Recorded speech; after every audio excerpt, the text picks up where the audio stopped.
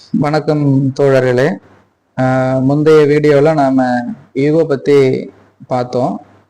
Mental ego, physical ஈகோலாம் நம்ம சும்மா பிரித்து நம்முடைய அண்டர்ஸ்டாண்டிங்காக ஐ வாஸ் கிளாசிஃபைடு. ஸோ இந்த திங்ஸை வந்து நம்ம கிளாஸிஃபை பண்ணி வச்சுருந்தேன். ஸோ இப்போ நாம் மென்டலாக இருக்கக்கூடிய அந்த ஈகோ சொல்லக்கூடிய நான் தான் அப்படிங்கிற மாதிரியான அந்த ஒரு ஈகோ இருக்கும். நான் இப்படித்தான், அந்த மாதிரியான ஈகோ. இப்ப அதுல நாம என்ன பாக்குறோம் அப்படின்னா, இந்த ஈகோ அப்படிங்கிறது மோஸ்ட்லி நிறைய இடங்கள்ல எப்படி என்ன மாதிரியான ஒரு மைண்ட் செட் அப்படின்னா, நான் ரொம்ப சரி, நான் ரொம்ப சரியா நடந்துக்கிறேன், நான் ரொம்ப கரெக்டா இருக்கேன், ஐ எம் வெரி பர்ஃபெக்ட். அந்த மாதிரி சுச்சுவேஷன் வரும்போது யூ கேனாட் லேர்ன் எனிதிங். நீங்க நிறைய விஷயங்களை வந்து உங்களால கத்துக்க முடியாது. நீங்க ஒரு சுவர் எழுப்பிடுறீங்க, நான் இவ்வளவுதான், நான் கரெக்டா இருக்கேன், என்கிட்ட இருக்க பாயிண்ட் எல்லாம் கரெக்டு தான், நான் மிக சரியானவர். இந்த மாதிரி எண்ணம் உருவாகும் போது உங்களுக்கு நிறைய சரியான தகவல்கள் கிடைக்கும். ஒரு பிரச்சனையே நடந்தாலும், நாமாவே சில நேரம் உணர்ச்சி வசப்பட்டு பேசி இருந்தாலோ நடந்திருந்தாலோ நமக்கு நல்லா தெரியும் நாம ஏதோ தவற செஞ்சிருக்கோன்னு சொல்லி. ஆனாலும் இந்த மனசு என்ன செய்யும் அப்படின்னா, நம்முடைய ஐடென்டிட்டியை காப்பாத்துறதுக்காக சரியான தகவல் கிடைத்தாலுமே ஏத்துக்காது. கோபத்தை வெளிப்படுத்தும், விரக்தியை வெளிப்படுத்தும், குற்ற உணர்ச்சியை வெளிப்படுத்தும். இந்த அத்தனை ரெஸ்பான்சிவும், இந்த இவ்வளவு ரியாக்ஷன்ஸுமே உங்களோட தனிப்பட்ட முறையில நம்ம வந்து அது பாதிக்கும். ஒரு 1 மினிட் நீங்க அதை யோசனை செஞ்சு பார்த்தோம்னா, நிறைய நேரங்கள்ல நாம கோபமா வெளிப்படுத்திய சில வார்த்தைகளுக்கு பின்னால நாம பொறுமை இழந்து சில விஷயங்களை பேசியிருப்போம். அதுக்கு பின்னாடி ஒரு விஷயம் இருக்கும். நம்ம கோபமா பேசுறதுக்கு பின்னாடி சம்டைம்ஸ் இல்லை மெனி டைம்ஸ் நம்ம ஐடென்டிட்டி அதை காப்பாற்றணும், ஒரு பாதுகாப்பு. அந்த நேரத்தில் நம்ம அடையாளம் இழக்கப்படுது இல்லையா, அதனால நிறைய விஷயங்களை நம்ம என்ன பண்ணுவோம் அப்படின்னு பார்த்தா தவிர்த்திடுவோம். உண்மையான விஷயங்களை நம்ம தவிர்த்திடுவோம். இது ஒரு முக்கியமான விஷயம். ஆக அந்த ஈகோ அப்படிங்கிறது நம்ம வளரவே விடாது.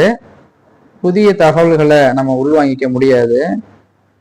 ஞானம் என்பது, ஞானம்னா பெருசா ஞானிகள்லாம் இருந்திருக்காங்க இல்லைங்களா, நிறைய அவங்க குடும்பங்கள் எல்லாம் விட்டுட்டு சிந்தனை மட்டுமே முக்கியம், ஞானத்தை அடைய வேண்டும், அந்த மாதிரியான சில எண்ணத்தினாலையும் குறிக்கோளாலையும் நிறைய ஞானிகள்லாம் இருந்திருப்பாங்க. ஞானம் அடைதல் அப்படிங்கிறது, ஞானம் அடைதல் அப்படிங்கிறது உங்களுடைய பார்வையிலையும் என்னுடைய பார்வையிலுமே எடுத்துக்கிட்டா, ஞானம் அடைதல் என்பது புரிதல் தான். அந்த மைண்ட்ஃபுல்னஸ்ன்னு சொன்னான் பார்த்தீங்களா, நான் லாஸ்ட் டேஸ்ல மனதினுடைய கவனம், மனிதனுடைய விழிப்புணர்வு, மனிதனுடைய சிந்தனையில அவர் எந்த அளவு விழிப்புணர்வோட இருக்கிறாங்களோ, நிகழ்காலத்துல எந்த அளவு விழிப்புணர்வுடன் இருக்கிறாங்களோ, அந்த நிகழ்கால விழிப்புணர்வின் மூலமா இந்த ஈகோ அப்படிங்கிறத நம்ம தவிர்க்கலாம். நிகழ்காலம் இவ்வளவுதான். கடந்த காலம்ங்கிறது உங்களுக்கு தெரிஞ்ச மாதிரி, நமக்கு தெரிஞ்ச மாதிரி, கடந்த காலம்ங்கிறது நினைவுகள் இருக்கும் வரை அந்த கடந்த காலங்கள் நமக்குள்ள இருக்கும். எதிர்காலம் என்பது நம்முடைய கற்பனைகள் நம்ம கிட்ட உருவாகிற வரைக்கும் எதிர்காலம் நம்மிடம் இருக்கும். நம்மால கற்பனை செய்யக்கூடிய அந்த திறனை நாம இழக்கும் போது, கற்பனை செய்யக்கூடிய திறனை இழக்கும் போது எதிர்காலம் நம்மை விட்டு நீங்கி விடுது. அதுபோல கடந்த கால விஷயங்களை ஞாபகப்படுத்த முடியாம இருக்கும்போது, நினைவுபடுத்த முடியாம இருக்கும் பொழுதும் நம்முடைய கடந்த காலம் என்பது அழிந்து போகுது. இதை ஏன் இதுக்குள்ள ரிலேட் பண்ணணும்னு சொன்னா, ஏன் ரிலேட் பண்ணணும் அப்படின்னு சொன்னா, இந்த மைண்ட்ஃபுல்னஸ் சொன்ன மனதினுடைய விழிப்புணர்வு, இந்த மனதினுடைய விழிப்புணர்வு தான் இந்த ஈகோ ஏற்படும் போது இவங்க என்ன சொல்றாங்க, நமக்கு எப்படி ரியாக்ட் பண்றாங்க, இவங்க என்ன பேச வராங்கங்கிறத நம்மால புரிந்து அந்த நேரத்துல சில ரெஸ்பான்ஸை நாம என்ன பண்ண முடியும்னா அமைதிப்படுத்த முடியும். தவிர்க்கிறது ரொம்ப கஷ்டமா இருக்கும், ஆனால் பழகல இல்லையா?